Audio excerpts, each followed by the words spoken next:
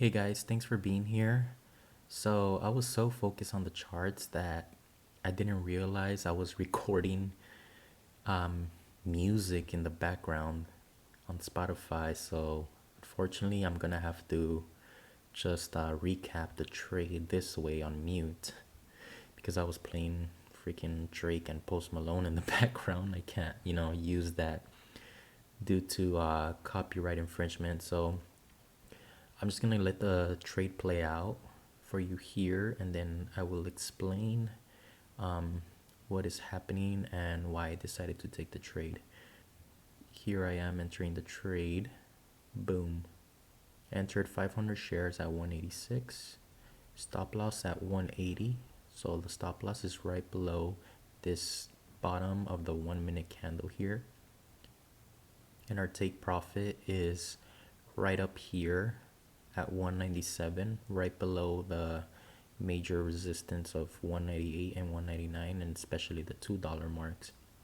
So 197 is a good place to have the target profit.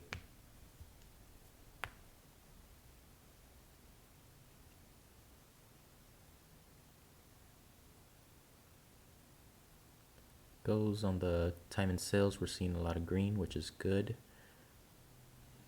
However, it is hesitant there at around 195. Pushes back another 5 cents towards 190.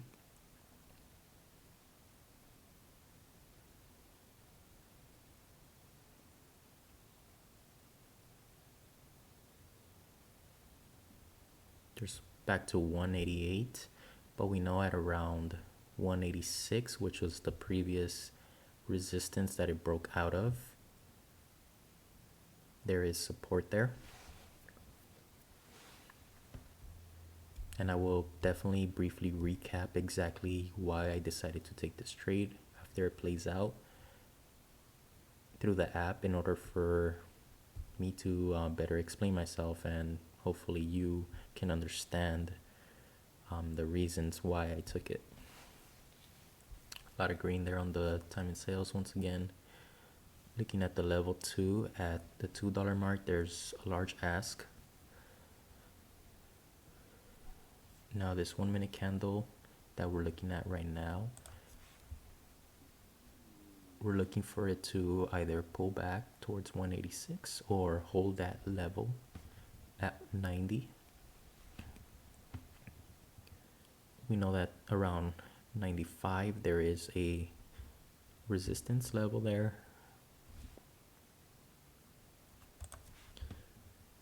I'm definitely liking this pattern right now. Waiting for it to break 195. Looking at the time and sales, there is 194, 195, 196. Very nice, and that's it. That was the trade.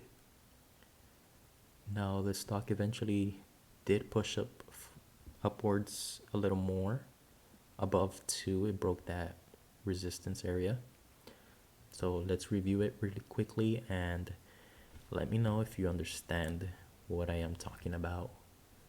And if you have any questions, or if you want me to explain something a lot further, please let me know so that I can give you guys or offer you guys and gals better content. So this is CEI, the stock we traded. It's an Amex stock. The free float for the stock is sitting at 22.52 million. It's a mid float stock. Anything under 20 million shares is considered a low float. So this is just right above that threshold. And if you look at the relative volume, today it traded at 104.19 million shares. On average, it trades at 7.62 million. So it's trading about 13 or 14 times more than it normally does. Now at the moment, the spread is sitting at 28 cents, which is outrageous for this price stock. When we traded it, the spread was a cent or two, so you can see the big difference now. So now let's go to the 4 charts on our other monitor so that we can further explain why it was a good trade for us to take regarding the chart patterns and price action at that moment. Hold on, my mom's calling me. So here we are on our 4 charts, and I cleaned up all the lines already. During the morning, this stock had been flat-lined most of the morning, and then eventually there was a catalyst on it. It didn't actually have a fundamental catalyst to it. It was more of a technical catalyst or breakout. So most of the morning it was flat-lined, trading at a flat range, and then eventually it broke above the VWAP and it made this extravagant move upwards. And you can see here on the 5-minute chart, there's more space being left between the price and the VWAP. So it keeps going higher and higher until here at 224, it makes a reversal and it sells towards the VWAP once again. It breaks below the VWAP by a little bit, and then it breaks above it once again. And then it hits a resistance here at 185, and it goes back down here. And if you notice, this is a double bottom essentially. That's what it is. So after a sell-off like this, if there's a double bottom, that typically means that it's consolidating from the sell-off and there is a potential reversal on its way. Not all the time though, it doesn't always have to happen that way, but it does happen, so we have to keep our eyes peeled. But we know that in order for it to be confirmed as a reversal, it had to break above this pivot here at 185, and it did. And initially I had planned to take a trade here, adding at 186 for that breakout. However, I totally fumbled that trade and I wasn't filled. So then the stock began to sort of sell off here. So if we zoom into these 3 5-minute candles, we essentially have this area right here. So this pivot here, the top of that is 199, and that's this right here. So again, these 3 5-minute candles, if we zoom in, we get this. Now if you notice, we can definitely draw a downtrend here.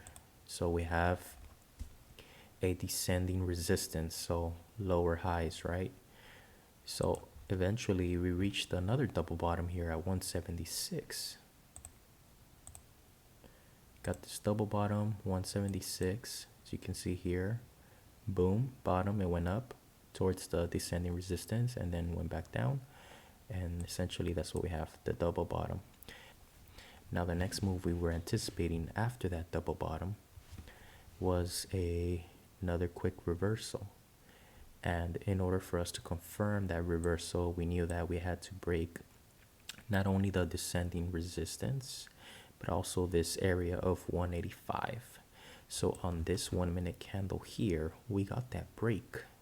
However, we waited until a new 1-minute candle printed, which is this one, in order for us to confirm that that break was legitimate. So we entered upon seeing that that 185 was holding. We entered the trade there. It pulled back just a little bit towards the descending resistance that it just recently broke above, and then boom, we got to move upwards. It pulled back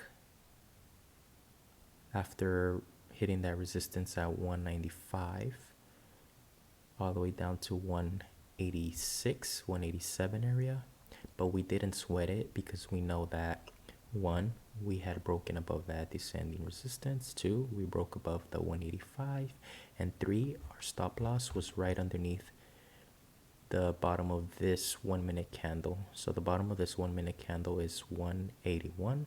Our stop loss was a cent below that at 180. So just in case this move failed and it made a reversal, we would get stopped out on that reversal of trend. So we're not sweating it when we're in the trade.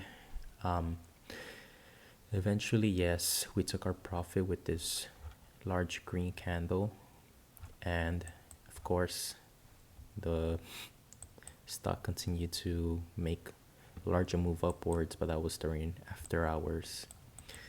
And yeah, it was a cool trade.